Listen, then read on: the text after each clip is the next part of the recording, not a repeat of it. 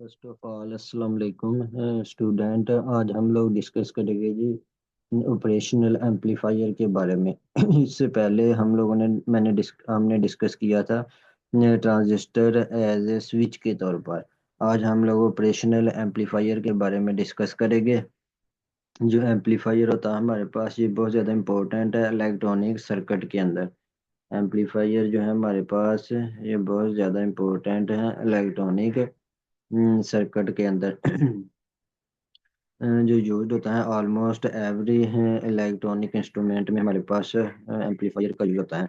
Amplifier basically हमारे पास signal को amplify करने के लिए यूज होता है, उसका एम्पलीट्यूड ज़्यादा करने के लिए पहले के मुकाबले में। समटाइम्स से ये इन्वर्ट भी कर देता है जो एम्पलीफायर होता है।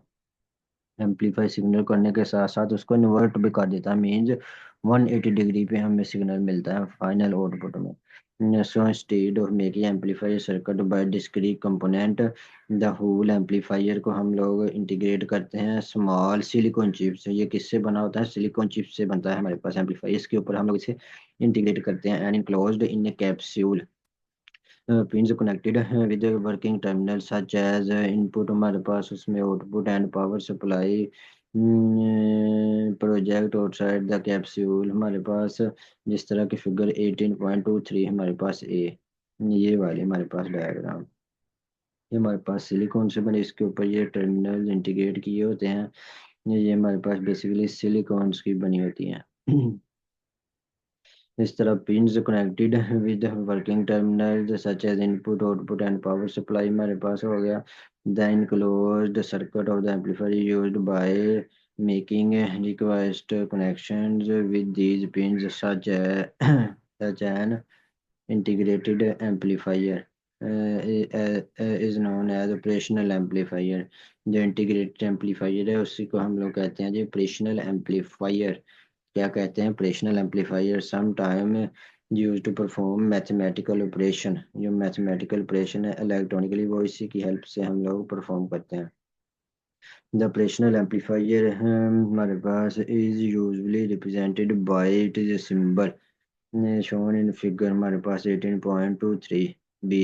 ये हमारे पास इसका सिंबल है जी, ये वाला 18.23 बी हमारे पास। ये क्या है जी? इसका सिंबल है। ये नेगेटिव जो होता है ये हमारे पास इन्वर्टिंग इनपुट टर्मिनल होता है, जहाँ पॉजिटिव होता है ये हमारे पास नॉन इन्वर्टिंग इनपुट। इन्वर्टिंग का मतलब है कि जब ये इस हम लोग टर्मिनल के ऊपर सिग्नल अप्लाई करते हैं इनपुट में, तो आउटपुट में हमें इन्वर्ट होकर मिलता है, मीन्स 180 डिग्री का फेज शिफ्ट आ जाता है।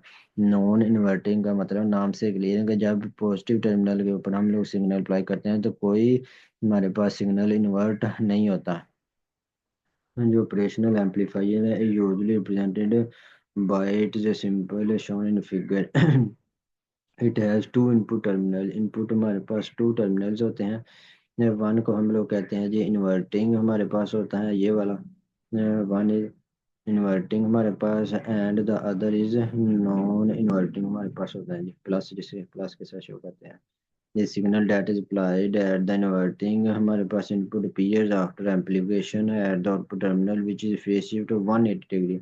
मीन्स फेज शिफ्ट हमारे पास हमें मिलता है 180 डिग्री के नाम से क्लियर है। वो इन्वर्ट मीन्स उलट हो जाना उसका, 180 डिग्री फेज शिफ्ट मिलता है हमें। It can be seen that the signal is inverted as it appears at the output।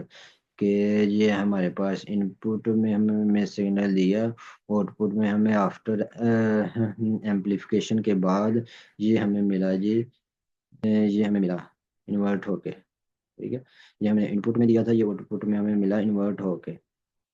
Phase shift क्या आ गई? 180 डिग्री। पहले इस तरह सिग्नल जा रहा था, अब क्या हो गया जी? इस तरह हो गया, उसके अपोजिट डायरेक्शन में। ये जो इसका पॉजिटिव साइड थी ये नेगेटिव होगी, ये जो इसकी नेगेटिव साइड थी ये पॉजिटिव में कन्वर्ट होगी, और ये जो इसका एम्पलीट्यूड है वो भी पहले के मुकाबले में ज़्यादा हो गया। पहले एम्पलीट्यूड कितना था? इतना था हमारे पास। अब हमारे पास कितना हो गया जी? इतना एम्पलीट्यूड हो गया, पहले के मुकाबले में एम्पलीट्यूड भी ज़्यादा हो गया। तो इसे हम लोग कहते हैं जी एम्पलीफाई हो गया सिग्नल हमारा। It can be seen that signal inverted appears at the output, that is why terminal is known as inverting। इसलिए हम लोग इसे क्या क्या कहते हैं? Inverting terminal. तो हम लोग इसे कहते हैं जी इन्वर्टिंग टर्मिनल। इफ अगर the signal is applied at non inverting, जब हम लोग नॉन इन्वर्टिंग के ऊपर सिग्नल अप्लाई करते हैं इसके ऊपर, नॉन इन्वर्टिंग टर्मिनल के ऊपर। इट इज एम्पलीफाई तो होता है at the output without any change of face, means face में कोई चेंज नहीं आता। जिस तरह का हमारे पास ये डायग्राम में दिखाया गया है कि हमारे पास क्या होता है जी, हम लोगों ने ये इनपुट में सिग्नल अप्लाई किया किसके ऊपर, नॉन इन्वर्टिंग टर्मिनल के ऊपर। तो जब आउटपुट में हमें मिला तो ये देखो कि इसका कोई हमारे पास ये पॉजिटिव साइड है, तो ये पॉजिटिव साइकिल की साइड ही हमें मिली। ये नेगेटिव साइड है तो हमें ये जब एम्पलीफाई हुआ तो नेगेटिव साइड ही मिली उसी साइड पे। मीन्स उसका एम्पलीट्यूड तो ज़्यादा हो गया, हमारे पास जो वेव फॉर्म थी, हमारे पास सिग्नल था, लेकिन उसमें कोई फेस चेंज नहीं आया, no phase change after amplification.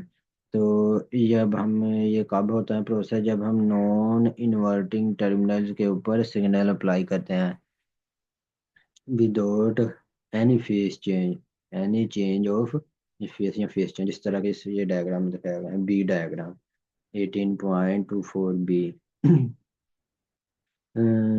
तो उसके बाद आगे हमारे पास आ गई जी इसकी करेक्टरिस्टिक्स ऑपरेशनल एम्पलीफायर क्या होती हैं। हमारे पास इसकी different three main characteristics. Number one is input resistance. ये जो रेजिस्टेंस होती हैं between inverting and non inverting terminals के दरमियान होती हैं, it's value is very high, means input resistance बहुत ज़्यादा होती हैं इन टर्मिनल्स के दरमियान of the order of several mega ohm. कितनी होती हैं हमारे पास, सेवरल मेगा ओम। इस high value of input resistance की वजह से प्रैक्टिकली नो करंट, हमारे पास कोई करंट फ्लो नहीं करता between the two input terminal. It is very important feature of operational amplifier. ये जो हमारे पास इनपुट रेजिस्टेंस है इन दोनों टर्मिनल के दरमियान, इन्वर्टिंग और नॉन इन्वर्टिंग टर्मिनल के दरमियान, ये बहुत ज़्यादा होती है, सेवरल मेगा ओम में होती है। तो इस वजह से प्रैक्टिकली कोई करंट इसमें फ्लो नहीं करता इनपुट लोड में।